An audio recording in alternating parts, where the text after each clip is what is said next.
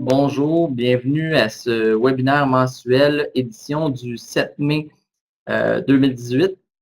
On va regarder un peu ce qui est à l'horaire aujourd'hui. Donc, dans le fond, on va commencer avec, comme à l'habitude, quelques petites actualités. Le sujet du jour aujourd'hui, justement, ça fait référence aux fonctions incontournables dans Mosaic AX pour le volet ressources humaines. Il y en a peut-être d'entre vous qui ont reçu un billet sur la zone client. Sur les fonctions incontournables. Donc, on va discuter un peu de ça, faire le point là-dessus. Et on va enchaîner ensuite avec le truc du mois, qui est sur les séances d'affectation, donc la gestion des séances complexes au niveau des séances d'affectation, toujours dans Mosaic AX, volet ressources humaines. Donc, ça va faire le tour pour aujourd'hui et évidemment les dates de notre prochain rendez-vous. Donc, je vois tranquillement pas vite que les gens commencent à pouvoir se connecter.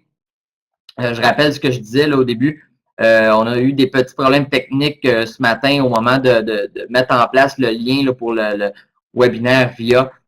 Donc, évidemment, celui-là va être enregistré, va être déposé sur la chaîne YouTube de l'Agric si vous allez recevoir un courriel. Conséquemment à ça dans les prochains jours. Donc, au niveau des actualités, comme je disais tantôt, on va faire le tour de la feuille de route de l'équipe au mois de mai, au mois de juin. Les différentes les formations de fin d'année qui sont à venir dans les prochaines semaines. Et je dois vous parler de la réinitialisation du mot de passe dans Mosaic sur l'espace client dans Mosaic, qui est une nouveauté là, depuis la semaine dernière. Donc, feuille de route, je vais quand même passer vite. On est en fin d'année, donc évidemment, on est concentré beaucoup sur les périodes de fin d'année, les séances. Donc, qu'est-ce qui s'en vient? On a des ateliers d'orientation pour des implantations Mosaic à l'automne. Donc, on va travailler là-dessus là, dans les prochaines semaines.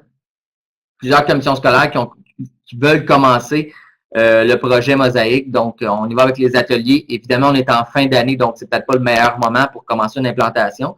Par contre, c'est un bon moment pour effectuer les ateliers. On le fait tout de suite. Puis à l'automne, on va débuter l'implantation. Il y a aussi l'intégration des nouvelles conventions collectives. Je ne veux pas faire peur à personne. C'est pour les CS autochtones, la CS catidique pour être plus précis. Probablement, d'ici la fin mai, on va vous envoyer de l'information concernant la rétro des cadres. Donc, ça devrait venir dans les prochaines semaines. Les étapes de fin d'année, j'en ai parlé tantôt. Donc, évidemment, on va y revenir. On commence aussi de notre côté les tests d'appropriation pour le volet déclaration des absences et congés court terme dans Mosaic. Donc, je sais qu'il y en a certains d'entre vous qui étaient là lors de la rencontre téléphonique avec Mme Claire Daou sur justement la portée du projet déclaration des absences et congés court terme. Donc, bien évidemment, tout le travail de développement commence sur ce projet-là. Donc, il y a des clients pilotes qui ont été sélectionnés. Donc, il y a des travaux par rapport à ça qui s'en viennent dans les prochaines semaines. Ça va être beaucoup de travail. Évidemment, on veut y aller avec un pilotage à quelque part là, vers la fin de l'été. On va recontacter les clients de toute façon en ce sens et vous allez en avoir des nouvelles ultimement. Autre chose, il y a un nouvel outil interne de gestion des interactions à la GRIX. Ça rentre en vigueur le 14 mai, donc la semaine prochaine. Concrètement, ce que ça veut dire, c'est que notre système d'appel téléphonique, quand vous appelez pour une demande de soutien, pour une demande de formation, donc on a un nouvel outil à l'interne, puis ça va modifier beaucoup les processus tels qu'on les connaît présentement. Peut-être pas beaucoup au niveau de l'impact chez le client. Par contre, il y a une période d'adaptation. Je pense que j'en avais parlé au dernier webinaire. Ça se peut que pendant une semaine ou deux, là, les délais soient peut-être un petit peu plus longs, le temps qu'on s'habitue au nouvel outil. Par la suite, ça devrait beaucoup améliorer un paquet de choses là, en termes de délai de rappel, en termes de qualité des interactions aussi et de communication avec la clientèle. Donc, vous allez entendre parler de ça beaucoup là, dans les prochaines semaines, dans les prochains mois. C'est notre nouvel outil interne de gestion des appels ou de gestion des interactions, comme on le dit à l'interne. Formation à venir. Alors, bon, les formations à distance, c'est la deuxième partie, pas la deuxième partie, mais les étapes de fin d'année budgétaires dans PGRH, ainsi que, excusez, la génération massive des relevés d'emploi. Il y a une formation le 16 mai à distance à 9 h. Et il y a aussi une formation sur l'ancienneté et l'expérience le 29 mai à 9 h pour la formation annuelle, finalement, sur l'ancienneté et l'expérience. Sinon, pour le reste, ben, présentement, On va tomber bientôt dans les périodes d'achalandage au niveau des séances d'affectation.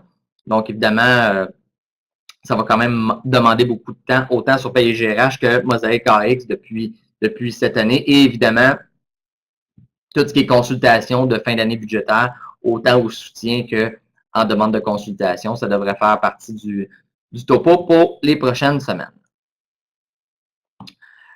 Dernière petite nouveauté au niveau de Mosaic AX, la réinitialisation du mot de passe. On avait eu beaucoup de demandes sur cet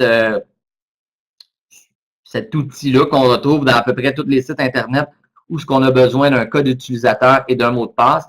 Malheureusement, sur Mosaic, il fallait passer par le soutien. Ça pouvait être, pas que c'était complexe, mais ça allongeait le processus. Donc, depuis, je pense que ça regarde depuis la semaine passée, quand vous allez sur Espace Mosaic, vous avez maintenant un petit, pas une icône, mais un petit lien pour accéder à l'oubli de mot de passe.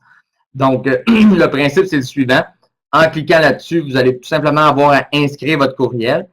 Le courriel qui est associé au compte utilisateur, évidemment.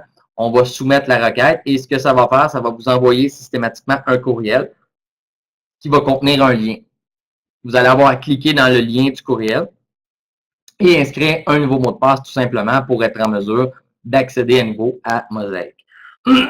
Donc, plutôt que d'appeler, j'ai la difficulté, plutôt que d'appeler directement l'équipe de soutien pour faire modifier un mot de passe lors d'un oubli de mot de passe, on va pouvoir utiliser l'outil qui est déjà en ligne depuis quelques jours déjà. Donc, réinitialisation de mot de passe, vous allez voir, c'est assez simple à utiliser. C'est à peu près comme n'importe quel site Internet, comme je disais tantôt, où on a un code utilisateur et un mot de passe. Le sujet du jour maintenant, les fonctions incontournables sur Mosaic AX. Donc, je rappelle pour ceux qui viennent de se joindre à nous, petit problème technique avec le lien pour entrer dans le webinaire aujourd'hui. Donc, évidemment, on fait quand même le webinaire. Par contre, il est enregistré, il va être déposé sur la chaîne YouTube de l'Agrix. Donc, les fonctions incontournables. En date du 27 avril, pas la semaine dernière, l'autre avant, ceux qui sont abonnés à la zone client, vous avez peut-être reçu un billet de l'équipe des communications à l'Agrix en lien avec les nouvelles fonctionnalités incontournables dans Mosaic AX pour le volet ressources humaines. Donc, évidemment, le billet en question faisait référence au développement des fonctionnalités liste de priorité, planification des effectifs et séances d'affectation qui, depuis quelques semaines, là, sont aptes à être utilisées. Alors, évidemment, ce que le billet disait en question, c'est qu'il faut minimalement que la fonctionnalité de dotation ait été déployée au préalable. Et ce que ça permet, c'est que ça permet une gestion optimisée et améliorée de la dotation. On va regarder un petit peu plus en détail au niveau des trois fonctionnalités, qu'est-ce que ça représentait exactement. Alors, si je commence avec les listes de priorité, qui est en fait dans la séquence peut-être le plus facile à implanter et à utiliser. Pas à utiliser, mais je dirais le plus petit en termes de charge là, à utiliser. Alors, la liste de priorité, évidemment, à partir de vos règles locales, conventions collectives locales, vous allez pouvoir mettre en place, importer vos listes de priorité, autant pour les enseignants que les non-enseignants. L'avantage pour les non-enseignants, c'est que présentement, on est capable de gérer beaucoup de critères et de paramètres, ce qu'on est moins apte à faire avec la liste enseignant, qui fonctionne quand même. On a tout évidemment le suivi de la gestion des compétences dans la liste de priorité et ça va m'amener, dans le fond, à un processus de suivi des appels. Donc, avec ma liste de priorité, je vais pouvoir vraiment passer un par un et effectuer le suivi directement dans mon application et d'année en année pouvoir recharger la liste ou tout simplement la régénérer pour ce qui est des non-enseignants. La liste de priorité, on parle d'un module qui prend environ une journée à une journée et demie à mettre en place en consultation avec les conseillers en implantation à l'Agrix. Deuxièmement, on a la planification des effectifs. Donc, planification des effectifs, ce que ça va permettre, bien évidemment, faire le suivi de mes plans d'effectifs. Ce qui est bien avec cette fonctionnalité-là, à la base, c'est que je peux la décentraliser. Donc, c'est un processus qui est simple, qui est facile d'utilisation, qui peut partir des finances, de la direction générale des ressources humaines et qui peut descendre jusqu'aux écoles. Le processus peut être malléable dans le sens que vous pouvez gérer le processus comme bon vous semble. Si vous décidez de ne pas descendre la planification dans les écoles, ça fonctionne quand même. Alors, c'est intéressant parce que ça permet pour les ressources humaines de valider vraiment ce qui se fait au niveau des écoles en termes de plan d'effectifs. Évidemment, l'information peut être transmise au syndicat par la suite, peut même être approuvée par la direction générale et il y a un lien financier, évidemment, qui a été mis avec ça. Donc, je vais avoir mon coût moyen, par exemple, par rapport à ma masse salariale qui va suivre le plan d'effectifs. Donc, encore là, c'est un outil aussi qui va me permettre de savoir c'est quoi les postes que j'ai à combler pour l'année qui s'en vient, c'est quoi les postes que je veux reconduire, que je veux abolir, et ainsi de suite pour l'année budgétaire qui s'en vient. Donc, planification des effectifs. Et évidemment, lorsqu'on parle d'effectifs, on parle aussi d'affectation. Alors, le troisième volet des fonctionnalités incontournables, qui est les séances d'affectation, qui est un gros module en soi. Donc, ça va permettre de gérer tout le mouvement de personnel des différentes séances d'affectation que vous avez, autant au niveau enseignant que non enseignant. Il y a tout le volet aussi de l'affichage en salle qui est quand même assez intéressant. Donc, un peu comme ceux qui effectuent les séances d'affectation dans Paye et GRH, on a un peu le même principe dans Mosaïque, en mieux, je dirais. C'est-à-dire que vraiment, on affiche ce que l'utilisateur veut bel et bien faire afficher pour les personnes qui sont présentes dans la salle. On a un tableau de bord qui permet d'effectuer rapidement les différentes, pas de transactions, mais les différentes affectations qui ont lieu durant une séance d'affectation.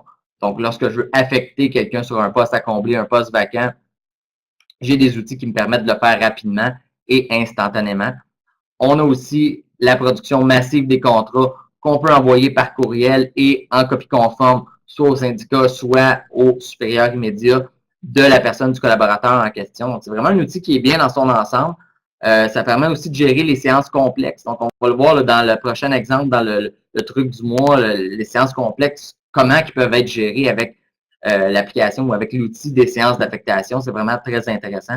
Donc, c'est la troisième fonctionnalité. Évidemment, les trois fonctionnalités peuvent être implantées, pas séquentiellement, ça veut dire, peuvent être implantées comme bon vous semble. C'est-à-dire qu'on peut prendre seulement la liste de priorités, seulement les séances, seulement la planification des effectifs. Je peux en prendre deux dans les trois. Il n'y a pas nécessairement de marche à suivre comme la dotation. C'était un package bien établi. Pour ces fonctionnalités-là, ils peuvent être prises à la carte. Donc, je peux vouloir implanter la planification des effectifs cette année, séance d'affectation l'année prochaine. Et entre-temps, les listes de priorités, comme je pourrais vouloir commencer tout de suite avec les séances d'affectation, puis attendre pour le reste. Donc, c'est des options qui s'offrent à vous. C'est des fonctionnalités qui sont vraiment intéressantes et qui aident beaucoup à la gestion optimisée pour la dotation. Donc, on est rendu au truc du mois. Pour le truc du mois, petite particularité, je vais effectuer une présentation à distance, donc une démo directement dans l'application de Mosaïque AX. Juste avant, pour ce qui est du truc du mois, j'en ai parlé tantôt, la gestion des séances complexes dans Mosaïque AX. Donc, qu'est-ce que ça va me permettre? Oui, j'ai un paramétrage de base qui est là, comme dans à peu près toutes les fonctionnalités dans Mosaïque, mais ça va me permettre de pouvoir créer des règles en fonction des conventions collectives locales, si j'en ai. Pouvoir gérer aussi les situations au travail de mes collaborateurs, toujours en lien avec les conventions collectives. Et ce que ça va permettre, c'est que ça va faire une mise à jour dynamique du tableau de bord, mais aussi des affichages en salle. Donc, par exemple, si moi, j'ai droit à certains postes, par exemple, de technicien en service de garde, éducateur en service de garde, classe principale, ben, c'est ces postes-là qui vont s'afficher. Alors que si la personne qui me suit est seulement admissible au poste d'éducateur en service de garde, ben, systématiquement, mon tableau va se mettre à jour, ainsi que l'affichage que je vais avoir en salle. Donc, c'est intéressant parce que ça permet, en temps réel, d'avoir le portrait de la séance d'affectation. Donc, je retourne dans mon partage d'écran.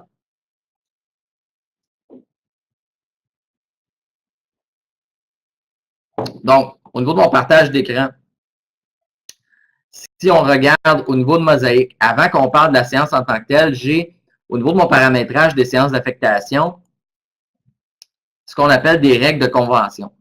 Si vous allez dans votre base de données Mosaïque, vous allez retrouver ces règles de convention-là. Vous allez retrouver, je pense que c'est de 1 à 25 là, au total. Ça l'arrête à 24 en fait. Donc, vous en avez 24 au total qui ont déjà été préétablis, donc qui sont déjà paramétrés dans votre application. Et à partir de ces règles-là, je peux dupliquer et modifier la règle pour en faire une maison, ou je peux en créer une de toutes pièces, un peu comme je l'ai fait là, dans la règle de convention 99, où ce que je disais, je veux avoir pour les postes vacants dans la même classe d'emploi, les personnes qui sont moins anciennes que moi. Donc, concrètement, ce que ça voudrait dire, c'est que pour une raison X, Y, Z, moi, ce que je dois voir dans la séance d'affectation, c'est tous les postes vacants. Ou sinon, je dois voir les postes des titulaires de personnes qui sont moins anciennes que moi. Parce que je pourrais, à ce moment-là, supplanter ces personnes-là. Donc, je m'écris une petite règle rapidement de 2 lignes. J'ai rien de complexe. C'était juste pour vous montrer un peu comment monter une règle de convention. Évidemment, c'est plus complexe que ça là, quand on rentre systématiquement dans les conventions collectives. Mais pour le besoin de la séance cet après-midi, je voulais vous montrer un exemple facile de 2 lignes à partir de laquelle je suis parti à partir de 0 et j'ai monté, dans le fond, sors-moi tous les postes du corps d'emploi en question pour le collaborateur et, comme je vous disais tantôt, dont le rang du titulaire ou l'ancienneté est moins ancienne que la mienne. Donc, ça, c'est ma règle de convention. Ensuite de ça, j'ai le volet des conventions. Donc, comment ma convention collective est gérée? Alors, moi, ce que je vous ai dit tantôt, c'est que j'ai créé certaines règles. On les voit à l'écran. Donc, par exemple, si je prends la convention collective qu'on va utiliser pour la séance, ben, par exemple, je me suis créé 2 regroupements. Donc, dans mes règles, j'ai poste maintenu, poste aboli. Poste maintenu, qu'est-ce que ça veut dire concrètement? C'est que pour tous les dossiers ou tous les collaborateurs qui ont été invités à la séance, on doit utiliser la règle numéro 11, c'est-à-dire poste vacant dans la même classe d'emploi seulement. Maintenant, toujours dans la même séance, si mon poste n'est pas maintenu mais est aboli et que ma situation au travail, évidemment, est poste aboli, ben à ce moment-là, on va utiliser les mêmes règles, c'est-à-dire les postes vacants dans la même classe d'emploi, ou sinon, la règle 99, c'est-à-dire dans la même classe d'emploi, mais le moins ancien. Donc, je vais monter mes règles comme ça. Je vais monter ma convention collective en fonction des règles que j'ai à l'intérieur de la convention. Et ensuite, quand je vais aller dans la séance d'affectation, je vais pouvoir utiliser avec la fonctionnalité poste restreint la convention collective qui possède les regroupements que je veux utiliser. Et ce qui va être intéressant, c'est que quand je suis dans le tableau de bord et que je défile ma séance, bien évidemment, si on prend un employé dont le poste a été aboli, ce qu'on va retrouver au niveau de mes postes accessibles, ce sont les postes qui sont disponibles en fonction des différentes règles. Donc, l'application a commencé par la règle 99. Donc, sors-moi les postes dans la même classe d'emploi pour les moins anciens, sinon les postes vacants, ainsi de suite. Et on va descendre les règles jusqu'à temps qu'il n'y ait plus de poste de disponible. Et le collaborateur va pouvoir sélectionner son poste à l'intérieur des postes qui sont disponibles pour lui. Donc, c'est un peu comme ça que va fonctionner la séance d'affectation. Si je modifie mon collaborateur ensuite, ben, vous voyez, à ce moment-là, mes postes, c'est pas très long, mes postes ont été modifiés et à ce moment-là, j'ai uniquement des postes qui sont vacants à cause de la règle de convention collective qui est la règle numéro 11. Et ça me dit aussi, ça aussi c'est intéressant, par rapport à quel regroupement on fait référence. Donc, dans ce cas-là, on parle du poste maintenu qui était, si on retourne dans mes paramètres,